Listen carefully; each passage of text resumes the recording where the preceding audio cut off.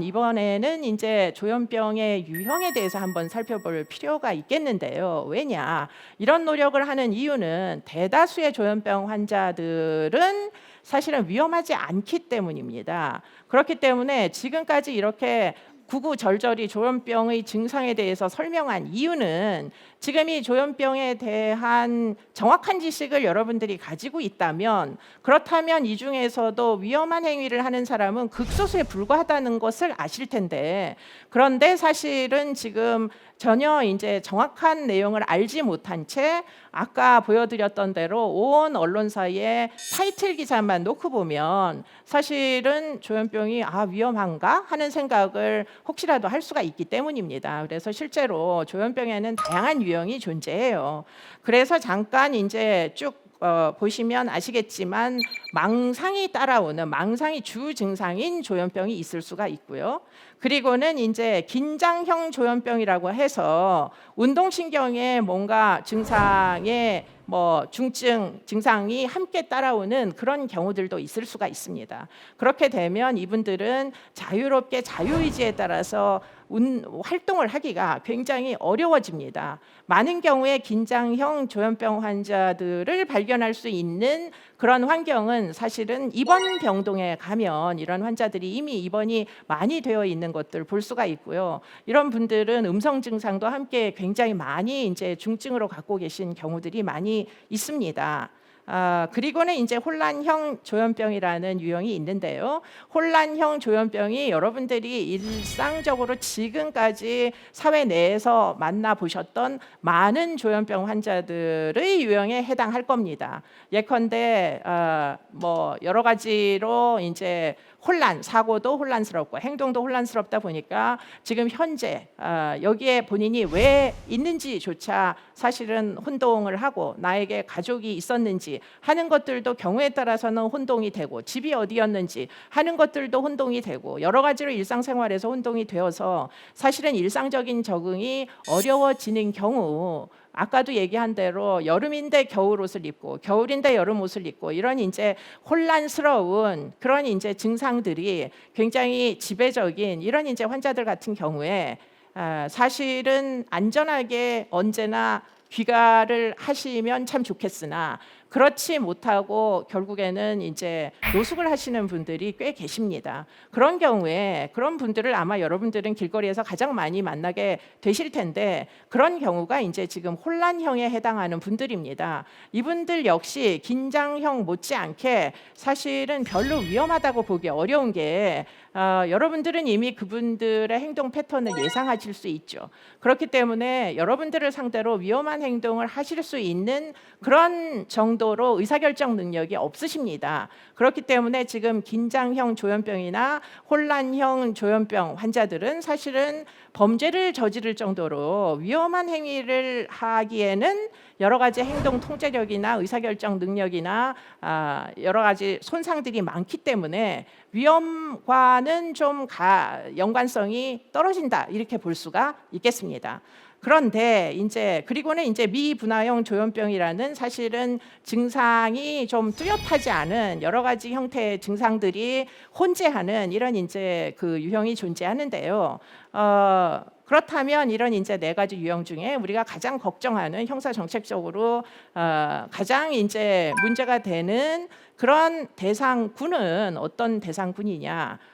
네 가지 유형 중에 사실은 망상형 조현병, 그 중에서도 피해망상, 패러노이드한 어떤 딜루전이 있는 그런 사람들이 사실은 본인이 피해 의식이 아주 심각하게 있는 거예요. 그런데 이 피해 의식이라는 게, 이분들이 가진 피해 의식은 어떻게 보면 처음에 제가 말씀드렸지만 발을 이렇게 땅에 붙이고 있는 상태 내에서 이 피해 의식이 아니라 그야말로 어떻게 보면 현실적인 근거가 모호한 걱정을 하시는 거죠. 피해 망상 같은 걸 갖고 있는 거죠.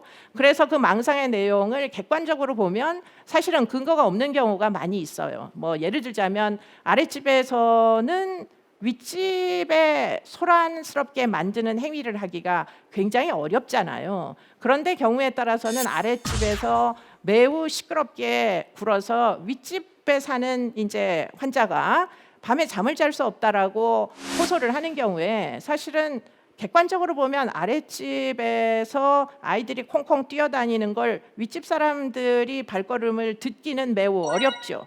그런데 문제는 이제 그런 종류의 호소 같은 것들을 하는 경우에는 사실은 이런 종류의 호소가 현실적이고 객관적인 근거를 갖고 있는지 한 번쯤 확인해 보시는 노력도 필요하다는 것이고요. 뭐 그런 종류의 이제 사소한 어떤 이웃 간에 발생하는 피해 망상부터 시작해서 아주 심각한 피해 망상의 경우에는 예컨대 굉장히 내용적으로 폭력적인 피해 망상을 갖고 있는 분들도 계십니다. 예컨대 누군가 나의 생명을 노리고 있다. 내가 그 사람에 의해서 언젠가는 사망할지도 모른다. 이런 생각을 하는 경우에는 그러면 결과적으로 여러분들이 그런 생각이 실제로 객관적인 근거도 있고 그런 생각이 들면 이성적인 사람들은 어떻게 하겠어요? 당연히 본인의 목숨을 보호하기 위한 신변 보호의 노력을 사실 하겠죠. 그러면 그때부터 흉기도 준비를 하게 되고, 그러면 그 흉기를 준비해서 늘상 뭐 피해 의식이 있기 때문에 피해 망상이 심하게 되면 몸에다가 소지하고 다니거나 이런 시도를 하기도 합니다. 왜냐하면 언제 어느 때에 공격을 받을지 알 수 없기 때문에 그런 경우가 가장 위험한 조합이다. 이렇게 보시면 되겠습니다.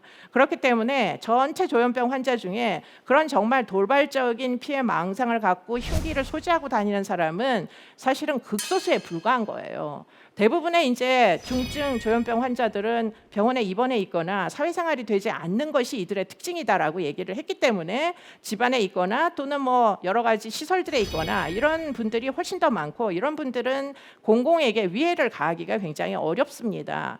그런데 이제 우리가 걱정하는 것은 그 중에 사실은 사회로 이제 돌아와서 문제는 피해 망상이 아주 점점 심해지는데, 그리고는 그것이 본인의 이제 어떤 생사를 넘나드는 위험이라고 하는 망상이 심해져 가지고 심지어는 신변 보호를 위해서 흉기를 소지하고 다니는데, 그런데 그런 부분에 대하여 전혀 제재할 수 있는 방안이 없다면, 그렇다면 사실은 안인득과 같은 사건으로 이어질 개연성은 없지는 않다, 이렇게 봐야 되는 상황인 거죠. 그렇기 때문에 이제 대부분 묻지마 범죄에 해당하는 사람들 중에 저희가 이제 통계치를 추정해 보니까 한 3분의 1 정도는 지금 이런 타입들에 의해서 발생한다. 물론 1년에 그렇게 묻지 마라고 할 정도로 동기가 불분명하고 거의 이상 동기에 해당하는 그런 동기, 자기는 그게 정말 필연적인 어떤 뭐 인명 피해를 유발한 이유가 되는데, 그게 이유가 된다고 생각하지만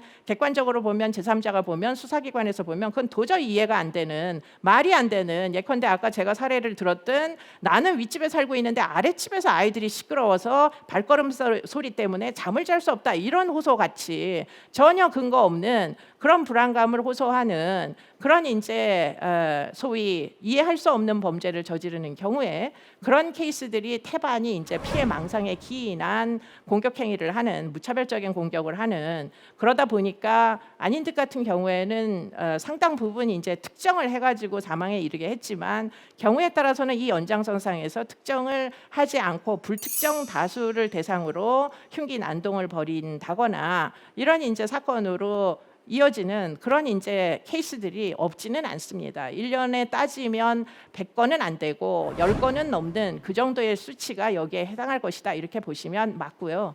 그리고는 그 중에서 일부는 심각한 상해를 입거나 또는 생명이 손실되는 안인득 사건처럼 그런 케이스들이 간혹 정말 1년에 보면 한 뭐 어떻게 보면 한 10건에서 한 20건 정도 발생을 하기 때문에 문제는 그런 것들이 언론에 과다하게 이제 보도가 되다 보니까, 왜냐하면 사실 설명이 안 되는 범죄잖아요. 그렇기 때문에 많은 시민들은 관심을 두고 도대체 왜라는 것을 알고자 하는 그런 호기심 때문에, 궁금증 때문에 점점 더 언론에서 보도가 많이 되고 그런 이제 확대 재생산이 돼서 결국에는 우리가 이 사건이 정말 많은 사람들이 저지르고 있는 거 아니냐, 이런 종류의 이제 정말 근거 없는 불안에 시달리게 되는 것이죠.